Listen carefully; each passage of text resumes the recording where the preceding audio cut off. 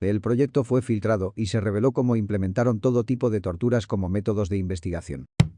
Gente de Reddit. ¿Cuáles son algunos de los documentos desclasificados más espeluznantes? Existe un programa soviético desclasificado en el que los militares intentaron utilizar conejos para comunicarse psíquicamente entre submarinos.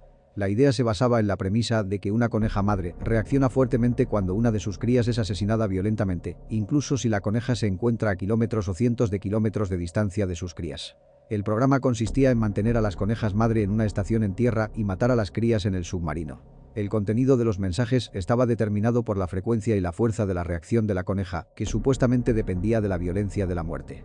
Los documentos fueron desclasificados hace tiempo, pero no se tradujeron hasta 2016. La Operación LAC fue una prueba de armas biológicas por los Estados Unidos en sus propias ciudades. Principalmente, la operación consistió en rociar grandes áreas con sulfuro de zinc y cadmio, lo cual es muy tóxico. Muchos de los afectados murieron de cáncer y nunca se hizo un seguimiento de las pruebas. La mayor parte de la composición genética del vecindario se jodió sin razón alguna y nunca se pidieron disculpas.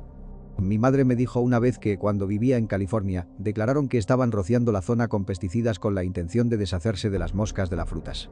Se despertaron y se encontraron con que a todos los peces de las peceras estaban sangrando por los ojos y además sufrió un aborto involuntario una semana después. Esta historia siempre se me ha quedado grabada y me ha hecho reflexionar.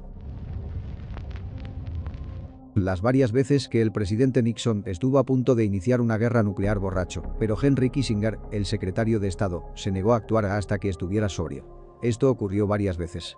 Podríamos haber sido Fallout en la vida real. La CIA intentó asesinar al líder comunista Fidel Castro varias veces. Castro afirma abiertamente que lo intentaron cerca de 100 veces. Irónicamente, murió el Viernes Negro, el día más capitalista que existe. También ayudaron a las fuerzas bolivianas a perseguir y rastrear al Che Guevara, el amigo de Fidel Castro que trató de extender el comunismo en Sudamérica y Centroamérica. Fue ejecutado, pero se hizo creer que había muerto en un tiroteo en Bolivia.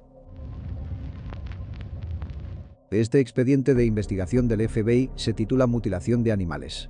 En los años 70-80, la atención de los medios de comunicación se centró en algunas anomalías que se produjeron no solo en las explotaciones ganaderas estadounidenses, sino en todo el mundo. Se descubrían cadáveres de vacas en los campos, a los que les faltaban órganos, con agujeros quirúrgicos en los costados y completamente sin sangre. Durante un breve periodo de tiempo, esto se hizo pasar por una extraña coincidencia. Pero finalmente, el público se puso tan paranoico que el FBI encargó una investigación. 6 meses y $45.000 después, no encontraron nada. Nada. Ningún rastro de una persona, máquina, extraterrestre, nada. Todo el mundo se quedó colgado, pero extrañamente se calmó. Los informes de mutilaciones de animales simplemente se han apilado desde entonces y hoy en día el número de casos supera los 10.000. La Operación Impensable, el plan diseñado por el Reino Unido y Estados Unidos para lanzar un ataque sorpresa contra la Unión Soviética al final de la Segunda Guerra Mundial. Reino Unido, Estados Unidos y lo que quedaba de la Wehrmacht para ser precisos. Literalmente planearon utilizar a los recién derrotados alemanes para conseguir los números que necesitaban. Sin embargo, hay que tener en cuenta que los militares suelen tener múltiples planes para cosas que no son ni remotamente probables. Así que es más un análisis de qué pasaría si hiciéramos esto más que un plan de operación real. En Suecia tenemos esta ley que básicamente dice que todos los documentos del Estado están disponibles para el público, incluyendo todos los documentos legales como fotos de la escena del crimen, informes de autopsias y demás. En 2008 hubo un crimen horrible en el que una exnovia celosa irrumpió en la casa de su exnovio con un martillo y mató a la nueva novia y a sus 2 hijos, de 1 y 3 años de edad.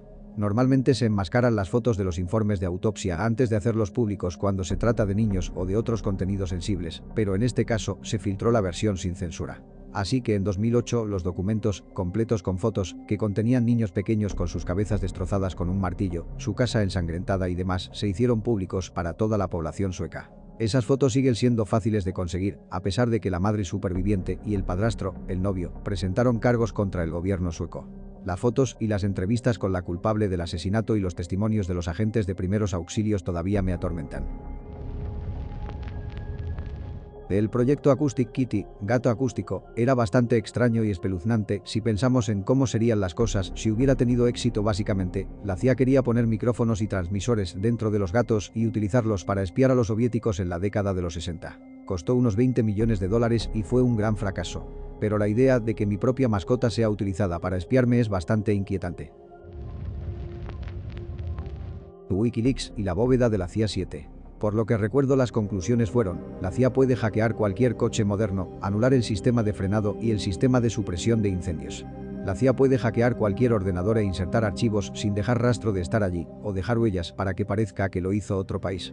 Imagina que hay un político honesto por ahí que recibe una llamada telefónica diciéndole que abra un archivo que nunca antes había tenido en su ordenador y que tenía imágenes o vídeos atroces. Ese político es ahora chantajeado para que vote como quiera. Lo peor es que perdieron esta tecnología de hackeo y ahora está por ahí en el mundo. Nadie sabe quién la tiene o cuántas personas o gobiernos la tienen. Saben quién la tiene, cualquiera puede tenerla, ha sido publicada en línea para que cualquiera la encuentre si la buscan lo suficiente en la Deep Web. Los hackers trataron de conseguir dinero de los federales para no revelar la información, pero no creyeron que realmente tuviesen nada aunque hubiesen dado amplias pruebas. Así que la liberaron para que cualquiera pudiera encontrarla. Sí, la CIA tiene una pistola para causar infartos y eso se reveló en 1975.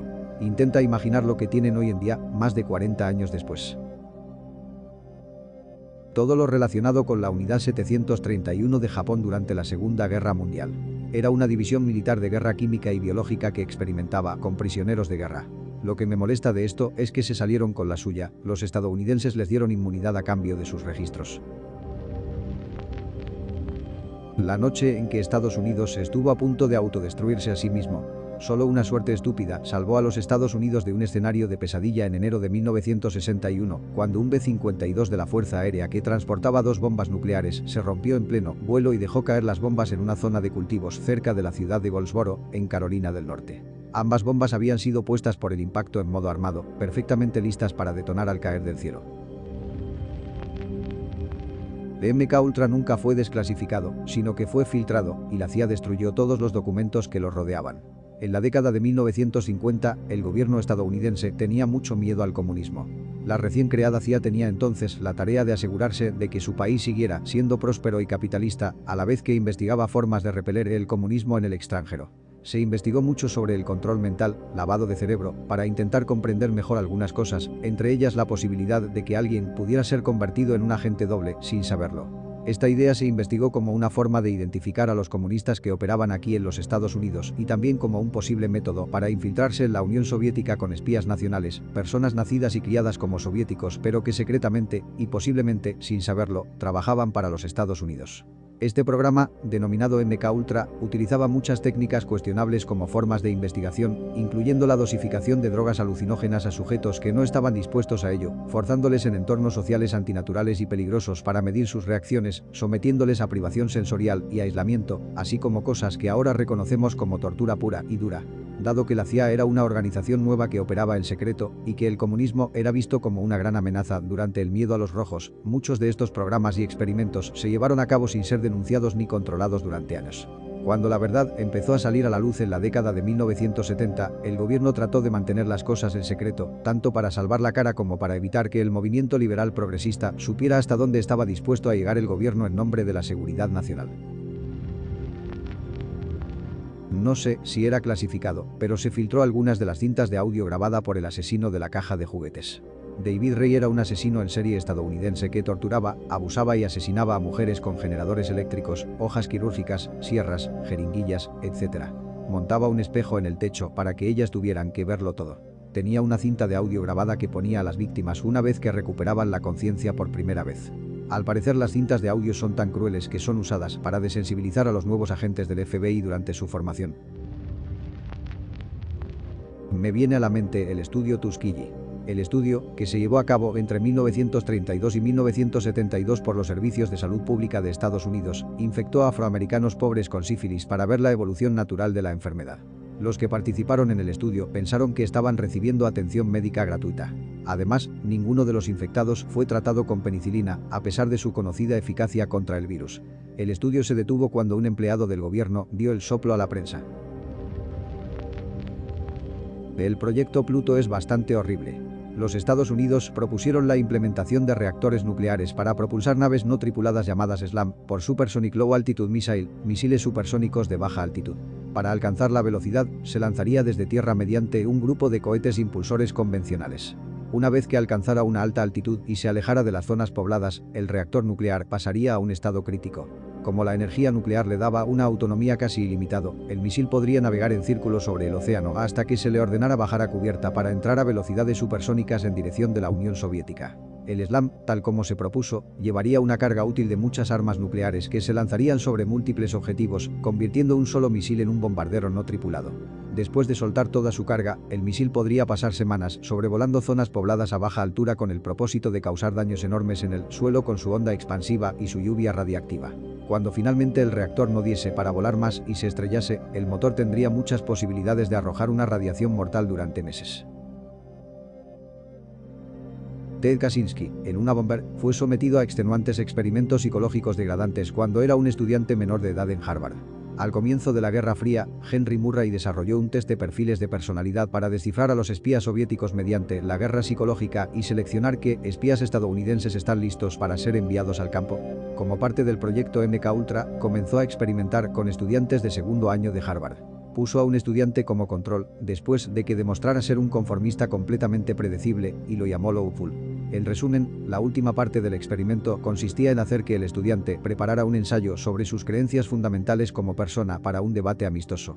En lugar de eso, Murray hizo que un agresivo interrogador entrara y, básicamente, hiciera pedazos sus creencias, burlándose de todo lo que defendía y desmenuzando sistemáticamente cada línea del ensayo para ver qué hacía falta para conseguir que reaccionara. Cabe recalcar que esto no fue en una sola ocasión, sino que estos debates eran realizados semanalmente durante los próximos 3 años. Este proceso no solo lo cambió, sino que lo rompió, lo convirtió en un desastre de persona y lo dejó teniendo que rehacer toda su vida. Se graduó, pero entregó su título solo un par de años después y se trasladó al bosque, donde vivió durante décadas. En todo ese tiempo, siguió escribiendo su ensayo. Y poco a poco, llegó a estar tan seguro de sus creencias, tan convencido de que eran correctas, que pensó que, si la nación no lo leía, estaríamos irremediablemente perdidos como sociedad. Así que se propuso asegurarse de que todo el mundo escuchara lo que tenía que decir, y efectivamente, La sociedad industrial y su futuro de Lawful se ha convertido en uno de los ensayos más conocidos escritos en el último siglo. De hecho, es probable que hayas leído algo de él. Aunque probablemente lo conozcas mejor como el Manifiesto Una Bomber.